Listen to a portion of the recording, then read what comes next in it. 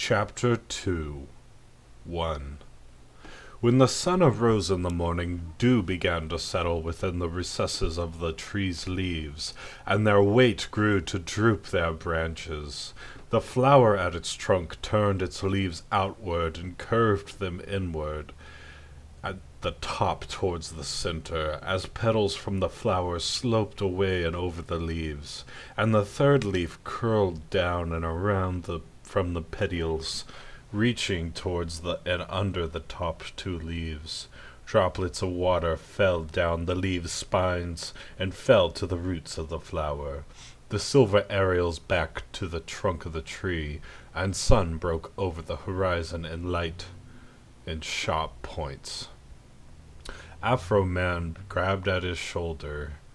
Yo, I've thought about this. You recall when we charged San Andrea and San Antares? Silver Ariel raised his head with his eyes shut. Huh. And from the northwest Hiorio appeared, with silver hair and his blue cloth robe. His face stretched with wrinkles from age, and his mustache and beard silvered and grayed. His voice was soft and low. Afro-Man, why are there legions on Duatset? Afro-Man looked at Hiorio. General Benai has said it was a warlock and a wizard that decided to summon the legions of tomorrow's past.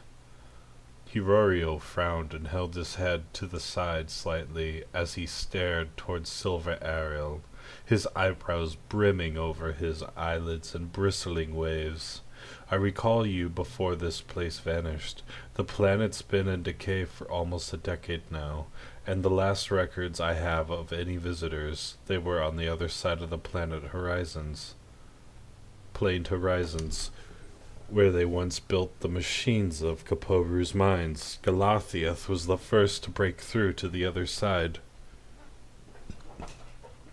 and the last machine they built.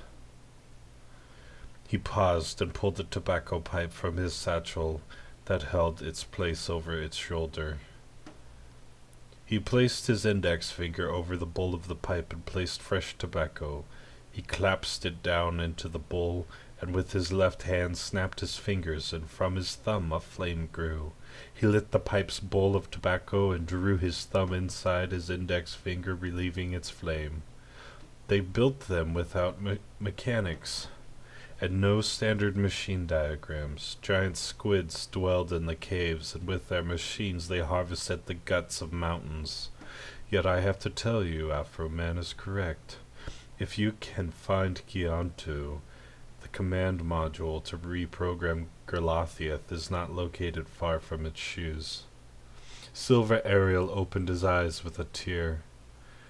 I was flying over the Sahara Desert when the gateway opened, and I was cast into this land with clouds that felt like the waves of the ocean. When I finally stopped tossing about and regained myself, all I saw was the giant face in the sky, and his neck overcame the edge of the clouds. Afro-Man asked, "Can you describe the gate at all?" Silver Ariel lowered his head to level his chin. No. Hiorio placed his tobacco pipe back in the satchel. Well, how long will you need before you think you can walk? Silver Ariel placed his hand at his knee and stood. I can clear the passing to the western mountains, as he gave a nod. Afro-Man said, I'll stay behind and discover more of this tree for a time, and with such Hiorio took Silver Ariel along the river's edge towards the western mountain.